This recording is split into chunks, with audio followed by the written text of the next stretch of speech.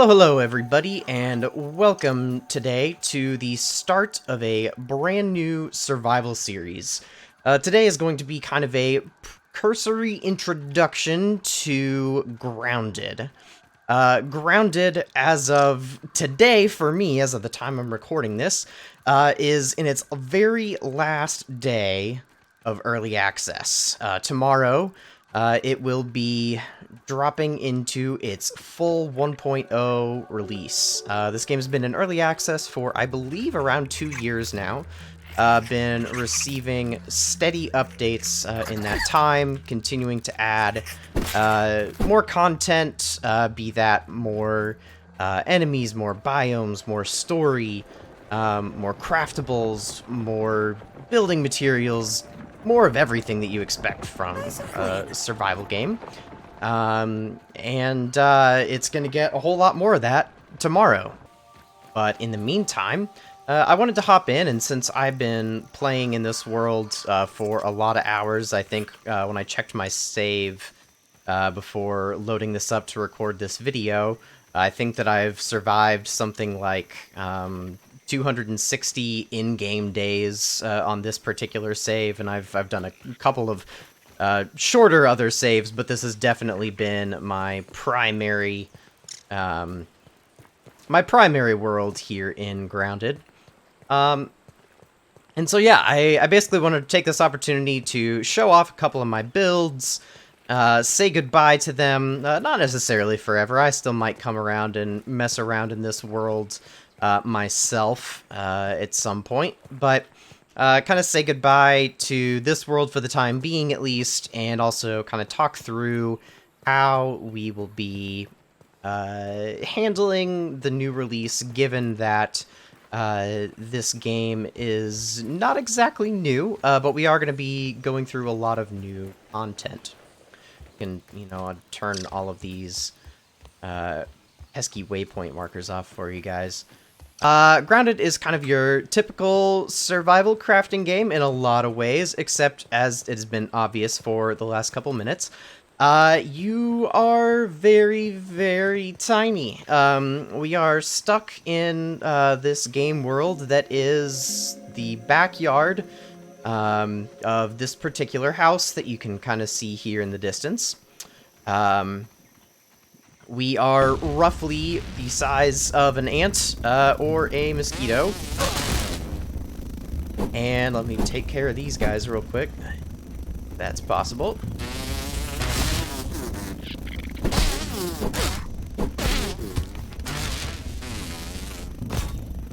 Yeah, that's right. There we go. Alright, stop interrupting my introduction here, guys. So yeah, we're just going to keep running through here. So, as just evidenced there by the mosquitoes, your biggest hazard in the backyard is bugs. But fortunately, you can also use a lot of these little critters, such as that aphid running around, for resources as well. We can harvest things like these flowers for their petals, chop down grass or weeds to build structures, all that kind of stuff, and those become our main building materials. There are lots of different places to explore, not just kind of roaming around on the dirt, but we can go enter into anthills. We can go swimming in the pond here, and in addition to all of that, there are some interesting mysteries going on in the backyard that tie into why we are so small. I'm not going to dive too much into that because I will leave some of that for our playthrough that will be starting tomorrow. Typically, I really like to take my time in survival games. I love to explore. I love to find every little bit of lore that I can, and really learn as much about the world as possible. I don't like feeling rushed, but since I've gone through a lot of this before, the very beginning of the game is something that I've done half a dozen times. And so we are going to kind of speed through some of it a little bit. I will try my best to explain what I am doing as thoroughly as possible so that if you are brand new to Grounded, it won't be just a mystery as to what I'm doing, why I'm doing it. I'm not going to be like an absolute speedrunner going through everything, but I will be moving at a pretty good pace, and just so you kind of start to get to know my playstyle, it will be faster than I typically start to play through things. And a lot of that is because I'm really interested to see a lot of the story elements of this game that are going to be added, and a lot of the late game changes that are being made. And I want us to be able to, you know, not have to wait 40, 50 episodes before we're ready to go check that out. And so that's kind of my reasoning behind that. So hopefully you guys are cool with that. Again, I'll do my best to be kind of still explaining what is going on as I'm maybe kind of relatively quickly going through all of the startup process in the first, you know, kind of episode of this series that we end up doing. But once we get kind of our core things set up, I definitely will slow things down. So that's going to be kind of our plan with the next episode. And I think that kind of gets that all covered. So hopefully you guys are excited for that. I will be definitely hopping in tomorrow as early as I am able to explore the new update, and I will, as fast as I am able, to try to get the episode out with that kind of first getting started with 1.0. I cannot wait. I've been looking forward to this for months. But for now, let's kind of wrap this little intro up with a quick little tour of what is definitely my biggest build here that I've done in Grounded. Sadly, it is not technically finished. I did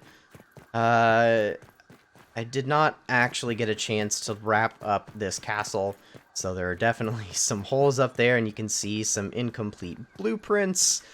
But this was one of definitely my proud builds here in Grounded. So if we come in the front door, and that is the front door, complete with zipline access from my old base area over there near the picnic table. I've got my temporary bedroom / armory in here. I eventually would have, first of all, completed my armory with all of the different suits of armor. I also need to grab my roly-poly armor. No, that's my crusty roly-poly armor. I want that one. There we go. Now I've got the good armor on. I had to take it off to actually get my screenshot for the thumbnail of this episode earlier. I've also got all my food going in here, so, you know, definitely a bit of a multi-purpose room that's been serving as my bedroom for now. And eventually, if I do end up coming back to this world, I would like to kind of spread those functions out. On the other side is my smoothie station, so I've got all of my ingredients and some smoothie storage in here, along with a smoothie machine. I'd love to build this out, get a few more smoothie machines in here, stuff like that, and kind of build that out maybe into more of a full kitchen. If you continue into kind of the main hall, this is just kind of the central building, or the central room of the building. You know, we've got lots of balconies in here, so it's got good visibility from higher up. But the two wings off of this room are my major crafting centers. So we've got a bunch of storage, we've got tons of grinders and crafting tables and ovens, All of this was done before the cookery came out, and so I don't have cookeries anywhere. The ovens would have been used for any of that, but other side, we've got a bunch of jerky racks for making either leather or jerky. I primarily use it for leather, and a bunch of spinning wheels, and then this is where most of the rest of my storage is. Continuing on into the base, still on the bottom floor. Over on this side is where I've got all of my bug parts. So they're all in nicely labeled little containers. So I've got, I think, spider bits in here, black ant parts, termite parts, antlion parts, random happy things, red ants, mosquitoes, so I guess larger things, stink bugs, and here beetles, so anything poisonous, and all the different mite fuzzes, anything bluey, weevils, and then kind of all the yellow flying things, so basically bees and fireflies, and then all the water creatures kind of go in whatever is left. So that's kind of how I ended up dividing up all my storage in here. I actually had a lot more bug parts recently until I started grinding it all up into armor glue. Yeah. Back here is the kind of the little courtyard area, and you can play some basketball. Oh yeah, first try. There we go. So yeah, you can play some basketball. I often grow some mushrooms back here.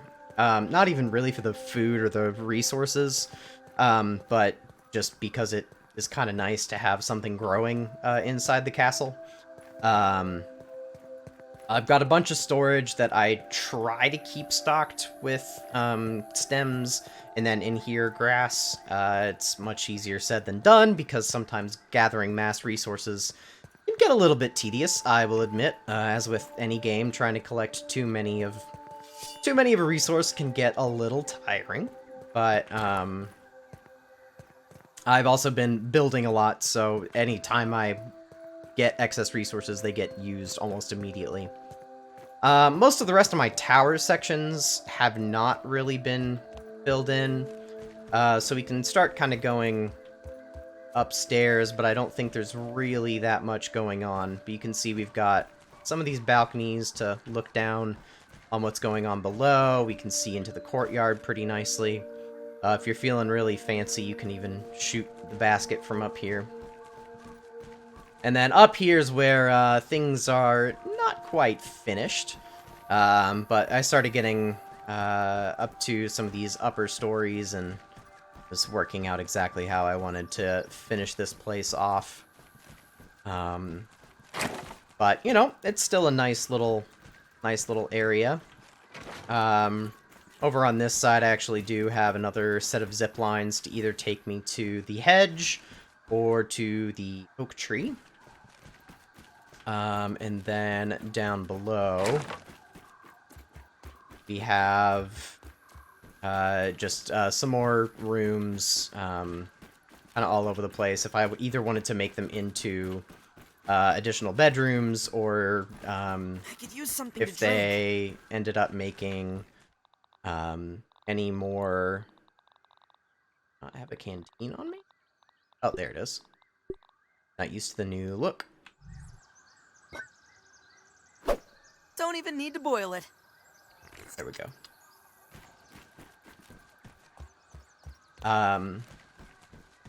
If they ended up making any more workstations, that I could stick them in those rooms and have some more production areas, or if I felt like spreading out maybe like the glue stations, I could put them up there, just to give myself some more space, anything like that. So that's kind of my main base here. I do have a couple other little builds. This is Head down here. terrifying! Might just kind of show. I think this still works. Yep, okay. My previous nice base was over here. I made a really tall tower that was going to be my zipline tower to everywhere. I didn't end up really using it for too many locations. It does go to a spot in the sandbox. Gets me up to the picnic table much faster than going kind of all the way around. And then now it can take me back to the upper yard, but that's about it. This was my first kind of nicer build, just kind of a quick little house. There's not much left in it because I kind of moved everything up to the castle. But, you know, I leave a little bit of food here. There's still some grass left, it looks like. And all my storage containers and things. So, you know, it's not a bad place, but I just needed a lot more room than what I left myself in here. And so I started building a castle down here. I was going to build myself like a whole series of buildings and almost make like a little village down here. But even as I started kind of doing stuff with this little series of castles, I started quickly realizing, like, there's just not enough space in these little tiny buildings for what I want to do. And I needed to make something bigger. So that's why I just left this area entirely. And we ended up with the big old castle way up there. So that is kind of a reverse tour a little bit through some of my progression through the game. But I did still like this little spot. Some of my little towers here, nice. It's a good spot to look over this whole side of the yard, kind of over into the haze area. Not bad at all. I do think that the general idea that I was going for with this set of initial castle builds, with potentially making like a little village where like each building might have its own purpose, I think that's something that I want to revisit. And so I think when we start up our next world, I think that might be something that we try again, where we might make like a building for all of our spinning wheels, and something else for all of our grinders, another building for all of our ovens and stuff like that, and then we can kind of either link them together like these are, or just have like a bunch of individual buildings and kind of make it a little village. I think something like that could be really neat. And that way, if one of them ends up being our home, kind of like this, before we have mushroom buildings, we don't have to feel like we have to just abandon it or tear it down. It can just be another part of the village. Obviously, that kind of project is going to take a lot of space, and we'll have to be careful about where we start building. But I do think that that would be a fun potential project. But anyway, that is going to be quite a ways down the road. Obviously, once we get quite set up after starting the new world tomorrow. And so ultimately, I think that that should be a pretty decent spot to wrap up here. I am definitely looking forward to doing starting fresh tomorrow, and getting to see all of the brand new 1.0 content, see some new bugs, I think even some kind of new biomes, and I think really the biggest thing for me is the new story content. I think that that's going to be really exciting. I think that they've built a really intriguing storyline so far, and from what some of the developers have said, like some of the live streams, I think that we've really only seen a small fraction of that story in the game as is. So I really cannot wait just the few hours more until we get the rest of it. So I'm going to call it here, get this video out, and then I will see you all very soon with the official part 1 to this series, where we can dive in on a fresh start in Grounded 1.0. Thank you all for watching. Be sure to subscribe, and I will see you in the next one.